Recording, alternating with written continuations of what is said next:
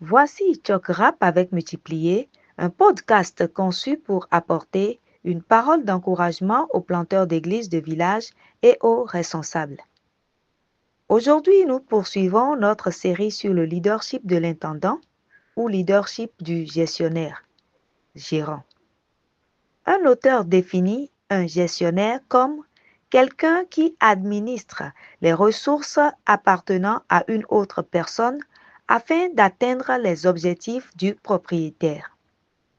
Dans notre contexte, nous gérons les ressources fournies par le Seigneur pour notre travail d'implantation d'églises de village.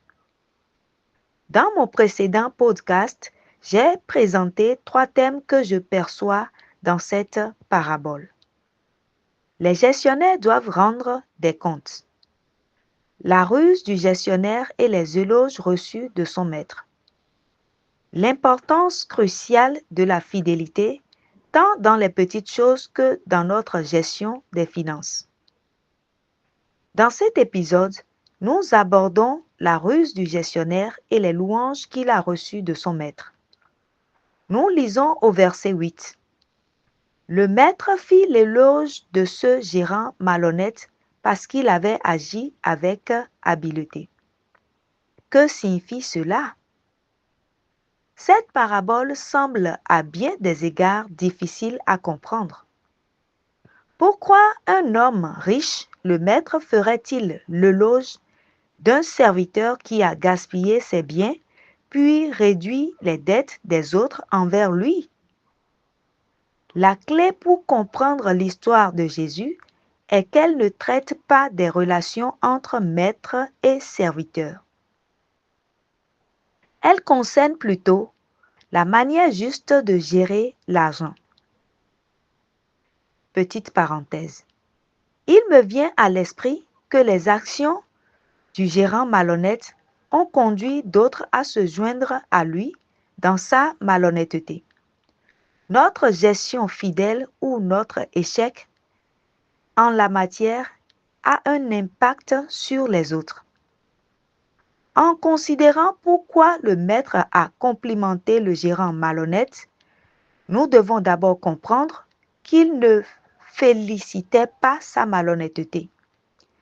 Il l'a loué parce qu'il a reconnu comment ce gérant avait utilisé ou mal utilisé son accès aux ressources pour se préparer de manière proactive à son jugement imminent et assurer son avenir. Les versets 8 et 9 développent ce point. En effet, les gérants de ce monde sont plus habiles dans leurs relations avec leurs semblables que ne le sont les gens de lumière. Eh bien, moi je vous le dis, utilisez les richesses de ce monde injuste pour vous faire des amis afin qu'au jour où elles vous manqueront, ils vous accueillent dans les demeures éternelles.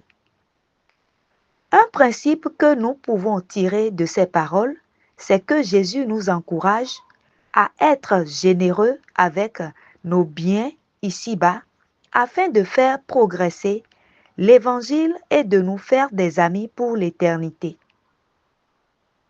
Cela rejoint son enseignement sur la richesse dans le sermon sur la montagne, où Jésus exhorte ses disciples à amasser des trésors dans le ciel. Matthieu chapitre 6, versets 19 à 21. Si nous comprenons que tout ce que nous possédons est un don de Dieu, alors nous réalisons que Dieu est le véritable propriétaire de tout et que nous en sommes les gestionnaires. En tant que tel, nous devons utiliser les ressources du maître pour faire avancer les objectifs du maître. Dans notre prochain épisode, nous poursuivrons notre étude du leadership de gestionnaire et de la parabole de l'intendant malhonnête. C'était une parole d'encouragement pour les planteurs d'église et les leaders chrétiens de village. Ce message a été relayé en français par votre sœur Mauricia Adeoumi. Que le Seigneur bénisse votre entendement.